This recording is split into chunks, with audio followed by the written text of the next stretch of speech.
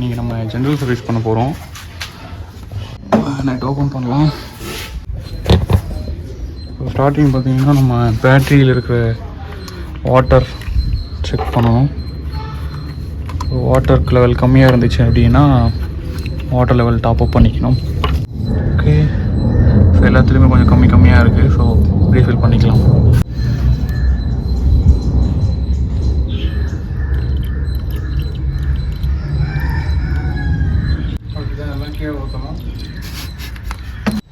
So எல்லாமே refill பண்ணதுக்கப்புறமா கரெக்டாக லாக் பண்ணிவிடுங்க. க்ளவுஸ் ஒன்று இருந்துச்சு வீட்டில், எங்கே போச்சுன்னு தெரியல. ஸோ க்ளவுஸ் போட்டுட்டு நீங்கள் ஒர்க் பண்ணிங்கன்னா இன்னும் கொஞ்சம் சேஃபாக இருக்கும்.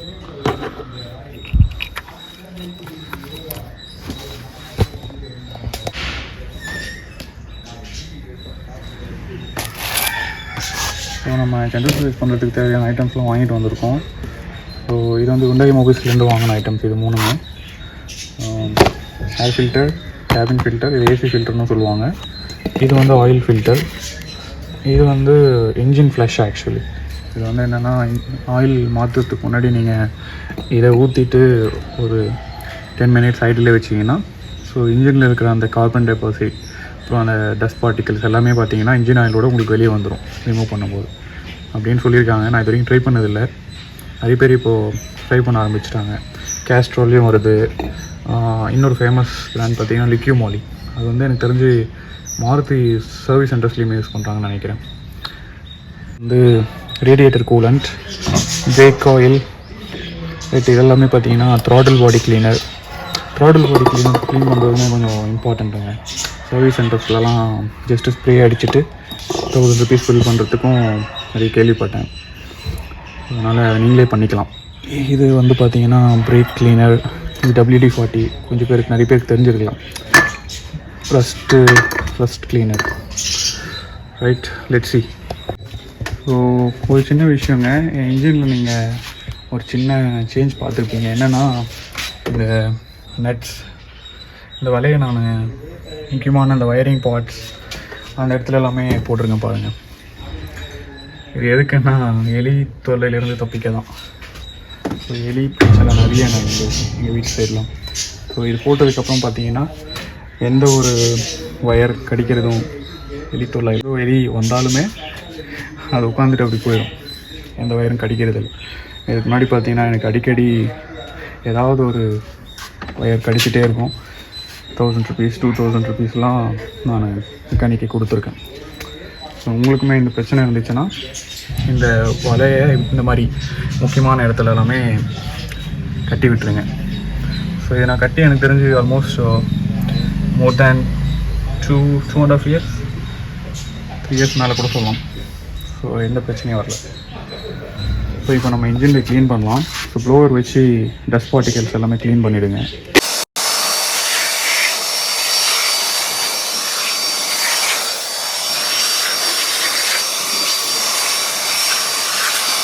ஸோ நம்ம அடுத்தது பார்த்திங்கன்னா ஏர் ஃபில்டர் சேஞ்ச் பண்ண போகிறோம்.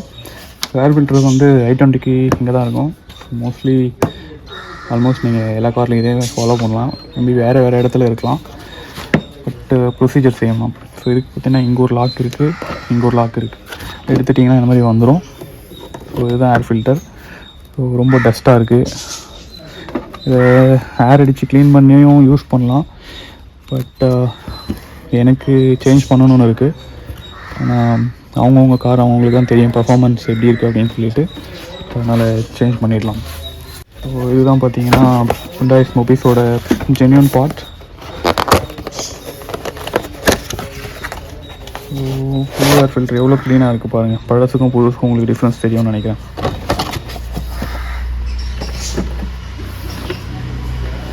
உள்ளேயுமே ஒரு வாட்டி ப்ளோவர் அடிச்சிடலாம், க்ளீன் பண்ணிடலாம். உள்ளேயுமே டஸ்ட் பார்ட்டிகல்ஸ் இருக்கும். ஸோ அதனால் உள்ளேயுமே ஒரு வாட்டி க்ளீன் பண்ணிடலாம்.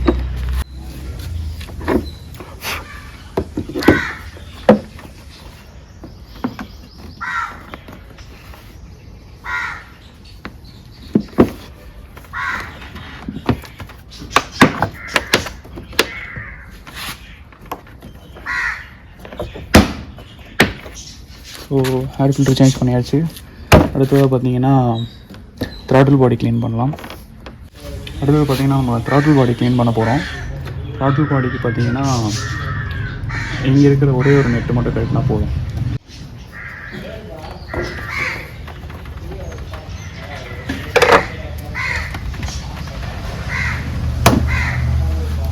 ஏர் ஃபில்டரும் கழட்டிக்கோங்க, உங்களுக்கு ஈஸியாக இருக்கும். ஸோ இந்த மாதிரி தனியாக வந்துடும். ரைட், ஸோ ஏர் ஃபில்டர் திருப்பியும் போட்டுக்கலாம். ஸோ நான் யூஸ் பண்ணுறது பார்த்தீங்கன்னா இந்த க்ளீனர் தான். ஸோ இது வந்து நல்லா தான் இருக்குது. இப்படி ஷேக் பண்ணிவிட்டு ஸோ த்ராட்டில் பாடி இதுதான் வந்து பார்த்தீங்கன்னா த்ராட்டில் பாடி. ஸோ இந்த இதில் வந்து பட்டர்ஃப்ளை ஆப்ஷனில் ப்ராசஸில் தான் அது வந்து ஓப்பன் ஆகி க்ளோஸ் ஆகும். ஸோ அந்த இடத்துல பார்த்தீங்கன்னா நிறைய டஸ்ட் பார்ட்டிகல்ஸ் இருக்குது, உங்களுக்கு பார்த்தா தெரியும். ஸோ இதனால் கூட உங்களுக்கு பர்ஃபார்மன்ஸ் இஷ்யூ வரலாம், பிக்கப் ப்ராப்ளம் இருக்கும். ஸோ அதை க்ளீன் பண்ணிட்டீங்கன்னா உங்களுக்கு அந்த பிரச்சனைலாம் இருக்காது. உங்களுக்கு மேலே தெரிகிற அந்த டஸ்ட் பார்ட்டிகல்ஸ் எல்லாமே நல்லா ஒரு சாஃப்டான கிளாத் வச்சு எடுத்துருங்க.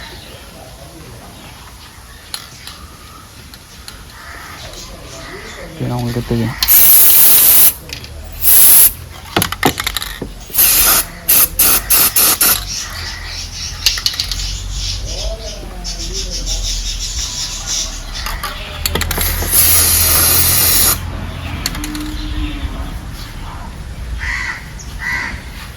த்ராட்டில் கொடுக்கும்போது அது வந்து எவ்வளோ ஓப்பன் ஆகணும், எவ்வளோ ஃபியூல் எடுக்கணுன்றதை பொறுத்து ECUலேருந்து உங்களுக்கு கமாண்ட் வாங்கி அது ஒர்க் ஆகும்.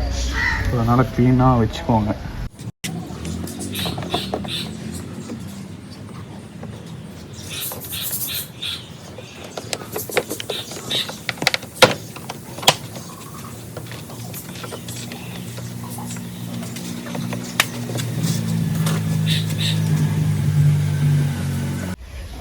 ரொம்ப டைட் வைக்காதீங்க, ஓரளவுக்கு டைட் வைங்க. Okay, all done. இப்போ நம்ம பேட்ரிக்கு டிஸ்டில் வாட்டர் செக் பண்ணி ரீஃபில் பண்ணியிருக்கோம். அதுக்கப்புறமா த்ராட்டில் பாடி க்ளீன் பண்ணியிருக்கோம், ஏர் ஃபில்டர் மாற்றிருக்கோம். நீங்கள் இன்ஜின் வந்து வாட்டர் ஊற்றி கழுவாமல் இருக்கிறது தான் நல்லதுன்னு கேட்டேன். ஸோ நம்ம WD-40 வச்சு உங்களுக்கு எங்கெங்கெல்லாம் டஸ்ட் கழுத்து இருக்குது அங்கங்கெல்லாம் வந்து பார்த்திங்கன்னா இந்த மாதிரி க்ளீன் பண்ணி விட்டிங்கன்னா புத்தம் புதுசோடு இருக்கும்.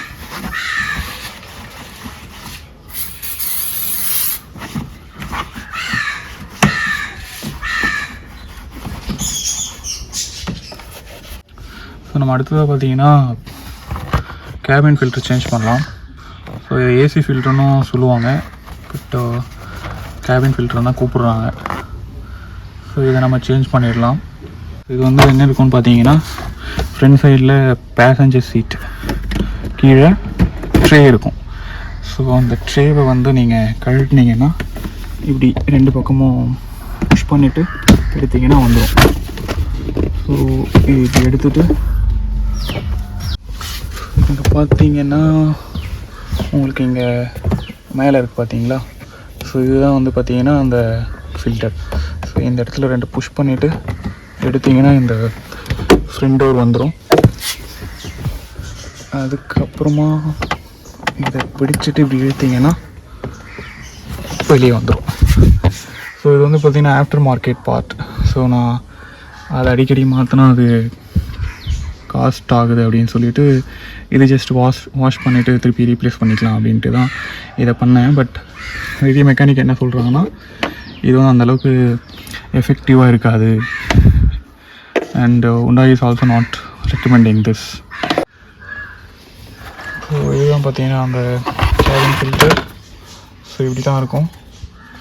உங்களுக்கு ஃப்ரண்ட் சைடில் பார்த்தீங்கன்னா மார்க்கிங் இருக்கும். ஸோ இந்த மார்க்கிங் படி நீங்கள் ஜஸ்ட் அப்படி இன்சர்ட் பண்ணிட்டாவே போதும்.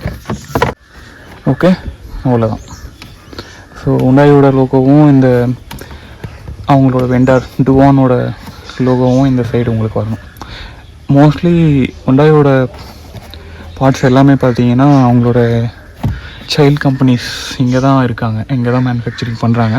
Hyundaiயோட மேனுஃபேக்சரிங் பிளான்ட்டும் நம்ம பக்கத்தில் தான் இருக்குது, 9-10 கிலோமீட்டர்ஸ் கிட்ட தான் இருக்குது. ஸோ இதை பண்ணிவிட்டு நீங்கள் லாக் பண்ணிடலாம். Same procedure again. ஸோ இதை இன்சர்ட் பண்ணிவிட்டு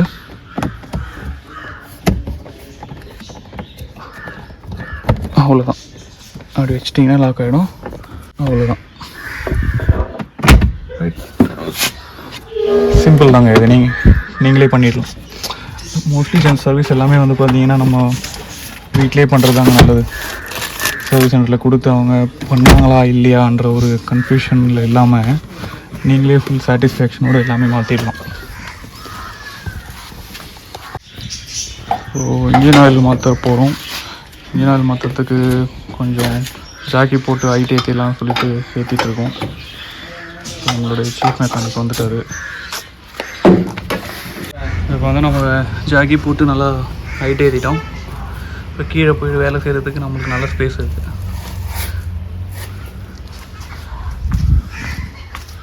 இந்த சைடும் ஜாக்கி போட்டுருக்கோம், அதே மாதிரி அந்த சைடும் ஜாக்கி போட்டுருக்கோம். ஸோ இப்போ நம்ம வந்து பார்த்திங்கன்னா ஃப்ரண்ட் வீலில் இருக்க ஃப்ரண்ட் டிஸ்க் க்ளீன் பண்ணுறோம்.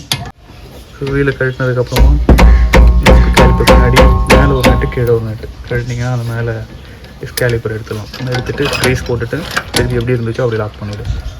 பார்த்திங்கன்னா அந்த கேலிப்பர், ஸோ அந்த கேலிப்பர் இப்படி ப்ரெஸ் பண்ணால் இது ப்ரெஸ் பண்ணால் திருப்பி அது வெளியே வரணும். ஸோ பாருங்கள் எப்படி ஜாம் ஆகிருக்கு பாருங்கள். ஸோ வரவே மாட்டேன், ரொம்ப ஜாம் ஆகிட்டுருக்கு. இப்படி பண்ணால் இப்படி வெளியில் ரிலீஸ் ஆகும். ஸோ க்ரீஸ் பண்ணிட்டதுக்கப்புறமா நம்ம எப்படி இருக்குன்னு பார்ப்போம். எவ்வளோ டேட்டான பிரேக் புரியுதா? முன்னாடி இருக்கிற டிஸ்பிளேல இருக்கிற பேட்ஸை வந்து புகாயுதம் போட்டு தேய்ச்சிட்டு அதுக்கப்புறம் திருப்பியும் ஃபிக்ஸ் பண்ணுறோம். நிறைய டஸ்ட் இருக்குது.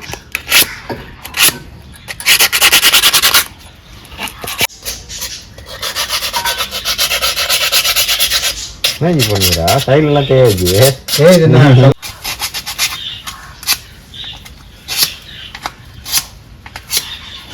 நம்ம வீட்லேயே சர்வீஸ் பண்ணால் இதெல்லாம் நம்மளுக்கு பெனிஃபிட்ஸ். பொறுமையாக டைம் எடுத்துகிட்டு நம்ம சாட்டிஸ்ஃபேக்ஷனோட எல்லாமே பர்ஃபெக்டாக பண்ணிக்கலாம். க்ரீஸ் வந்து முடியக்கூடிய ஒரு நிலைமையில் இருக்கிறதால நம்ம சீஃப் மெக்கானிக்கு கஞ்சத்தனம் பார்க்குறது.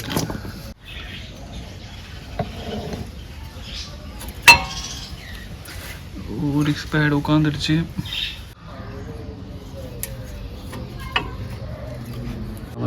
க்ரீஸ் பண்ணிவிட்டு பிஸ்டன் இன்சர்ட் பண்ணியிருக்கோம். எப்படி ஸ்மூத்தாக அந்த ஆக்ஷன் ஒர்க் ஆகுது பாருங்கள். அந்த மாதிரி ஒர்க் ஆகும். முன்னாடி ரொம்ப ஜாம் ஆகிட்டு இருந்துச்சு, இப்போ நல்லா ஒர்க் ஆகுது.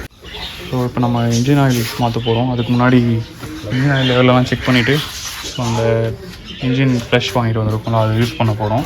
ஸோ அதுக்கு இன்ஜின் ஆயில் செக் பண்ண போகிறோம். ஸோ ஃபஸ்ட்டு தொடச்சிட்டு திருப்பி இன்னொரு வாட்டி இன்சர்ட் பண்ணிவிட்டு செக் பண்ணலாம். அப்போ தான் கிளியராக தெரியும்.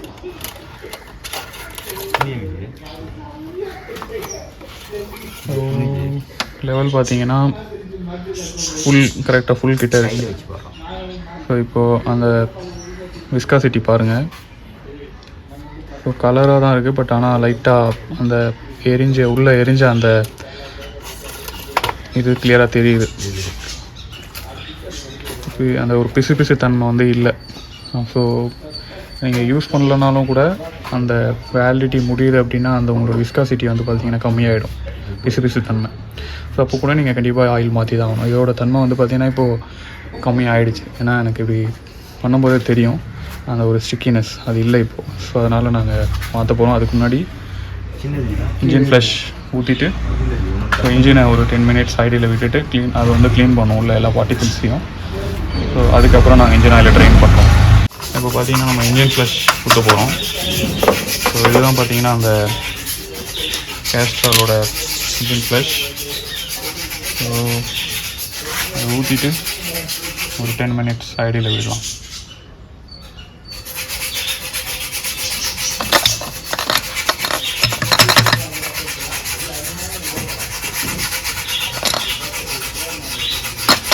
எல்லாமே ஊற்றியாச்சு. இப்போ வாட்டி இன்ஜின் கேப்பை க்ளோஸ் பண்ணிவிட்டு 10 மினிட்ஸ் சைடில் விடலாம்.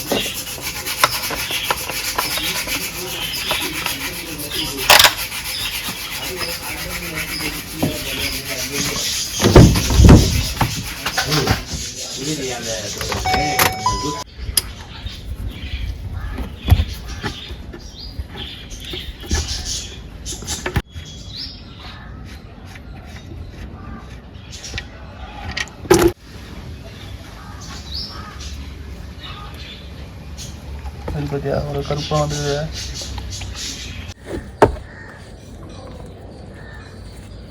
ஏய் ஒரு டெஸ்ட் எடுத்து அதில் குத்திட்டு இப்படி திரும்பிடா.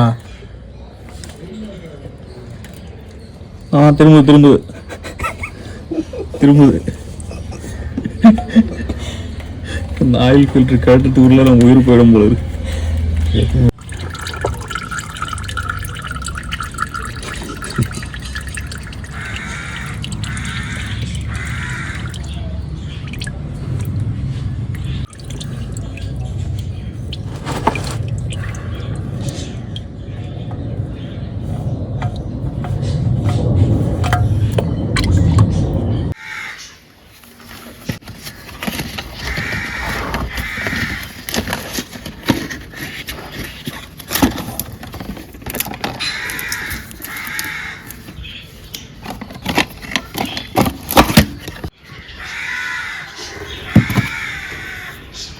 ஓரிங்க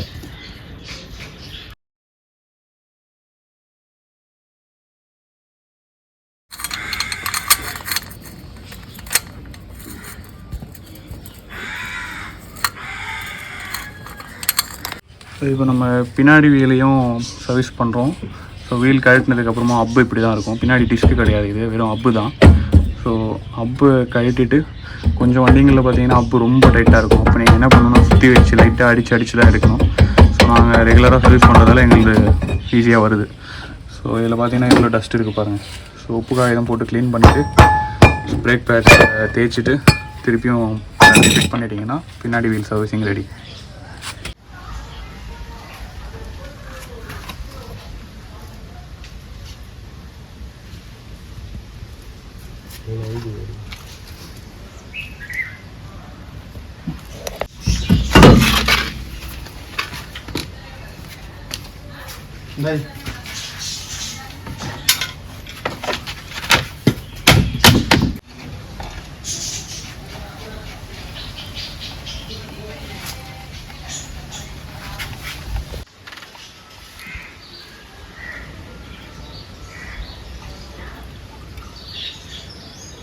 பாமாயில் மாதிரி